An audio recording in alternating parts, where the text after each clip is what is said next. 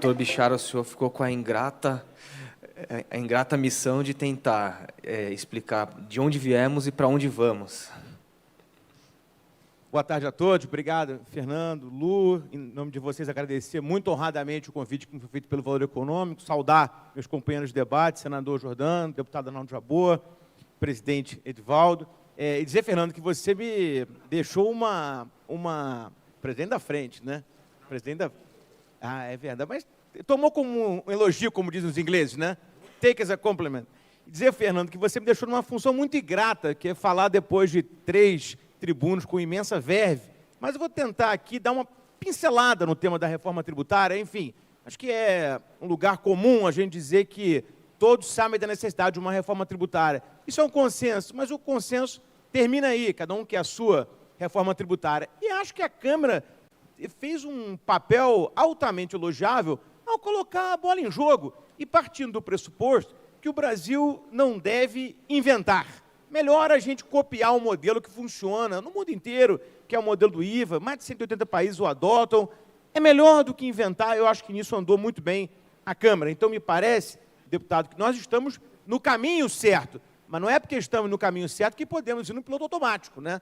Há detalhes que necessariamente precisarão de uma atenção do Senado Federal. E aqui, assim, em 1 minuto, só contextualizando, os colegas bem sabem que essa é uma reforma tributária sobre o consumo e que endereça a extinção dos 5 tributos sobre o consumo que nós conhecemos hoje, PIS, COFINS, IPI, ICMS e ISS, pelo IVA, né? Que é repartido em 2, depois podemos falar um pouco disso, mas, enfim, por uma mera razão de desconfiança federativa, municípios e estados têm um IVA e a União tem outra.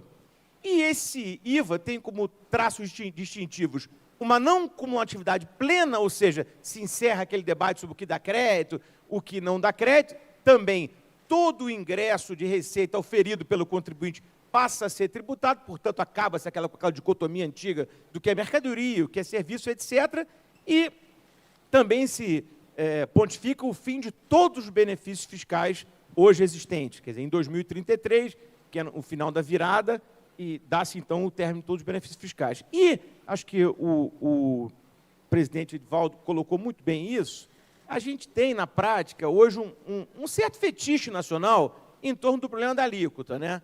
E eu me permito até uma pequena divergência da sua oração, é que não existe uma alíquota, né? Existem 3 alíquotas. A alíquota será a soma das 3 subalíquotas, uma municipal, uma estadual e uma federal. Portanto, ninguém sabe qual será a sua alíquota, hoje nem poderá saber, porque os entes terão ampla liberdade para fixar suas próprias alíquotas. E é só por isso que me parece não haver violação ao Pacto Federativo. Então, cada ente fixará a sua alíquota. E qual foi a solução dada, então, pela Câmara para tratar de maneira equilibrada e tratando desigualmente os desiguais, na medida da desigualdade de cada um, foi calibrar, então, um teto de alíquota, ou melhor dizendo, uma alíquota subsidiária de 40% da modal para alguns setores. E talvez, pelo menos nessa intervenção inicial, eu gostaria de me concentrar nesse aspecto, que é o seguinte: em primeiro lugar, há hoje uma certa corrente, e que se comunica muito bem, é preciso que se diga, defendendo a tese da alíquota única, como se isso fosse uma questão absolutamente pacífica no mundo inteiro. Eu, com todo respeito, quero dizer a vocês, mas também com igual franqueza, que isso é uma bobagem, né? Se a gente olhar para a Europa, e é claro que o nosso modelo de IVA deve ser o europeu, porque é lá que estão os maiores países que adotam essa sistemática, é absolutamente natural algumas alíquotas. Então, por exemplo, França tem 4 alíquotas, Portugal tem 4, Espanha tem 4, a Itália tem 5, o Reino Unido tem 4. Normal. Esse é um modelo mundial. Então, essa coisa de uma alíquota única só, existe um outro país menor. Fala-se da Nova Zelândia. A Nova Zelândia é menor que o Piauí, né? Não dá para comparar, senador, um país com a complexidade do Brasil com a Nova Zelândia. Então, esse modelo, deputado, eu acho que foi muito bem desenhado pela Câmara. Aliás, a meu ver, até talvez pouco ambicioso. Poderíamos ir um pouquinho além, talvez 4, 5 alíquotas. De maneira que, nesse sentido, eu acho que nós estamos completamente aderentes à experiência mundial. Agora, é claro que nós podemos discutir a razoabilidade dos setores eleitos. E, claro, essa discussão vai sempre partir um pouco da visão de mundo de cada um. Eu, pessoalmente, acho que um esporte como o futebol não deveria ter uma alíquota reduzida, e podemos discutir aqui N setores. Agora, acho que há um consenso que foge um pouco dessa discussão, que é a necessidade de se prestigiar ao vetor meio ambiente. A PEC 45, no seu preâmbulo, nos informa que um dos vetores interpretativos da reforma será o meio ambiente. Mas essa preocupação parece ter ficado só no preâmbulo. No desdobramento do texto, falhou a Câmara, com todo respeito, ao tratar dessa matéria, porque, tirante o imposto seletivo, que gravará, como vocês sabem, operações prejudiciais à saúde ou o meio ambiente, não há menção à questão do meio ambiente na PEC, e aí me parece uma falha grave, que, claro, deverá ser corrigida agora no Senado. Eu não quero me estender demais, Lu, mas só para a gente ter em mente que, sem um tratamento específico para o meio ambiente, será absolutamente impossível que o Brasil cumpra os seus acordos mundiais de emissão. E também acho muito importante que a gente tenha em mente que um discurso hoje absolutamente majoritário no governo federal é sobre a mudança da matriz energética.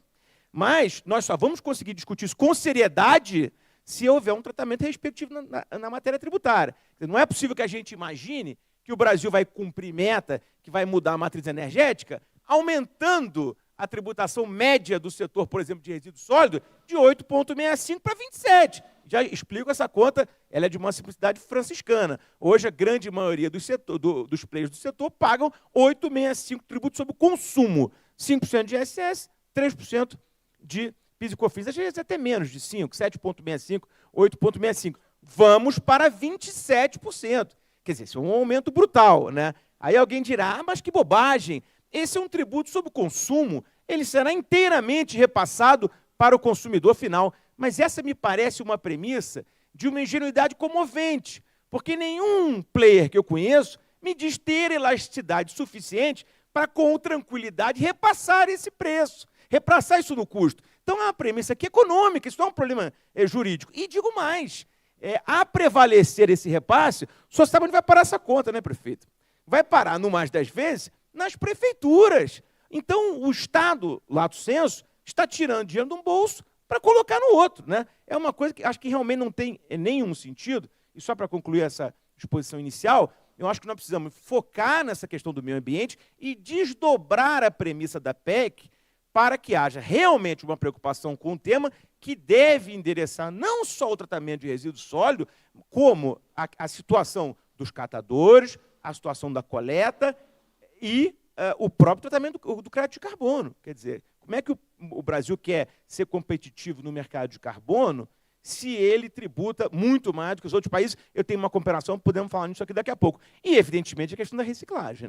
Quer dizer, isso todos aqui conhecem muito melhor do que eu, mas se a gente for tributar de novo um bem reciclado com a alíquota cheia, não haverá economia circular. Isso é questão até de uma simplicidade constrangedora. É claro que o bem reciclado tem que ter um tratamento fiscalmente diferenciado. Espero que a gente tenha daqui a pouco mais alguns minutinhos para discutir isso, sobretudo à luz da experiência mundial. Muito obrigado. Nossa, eu agradeço.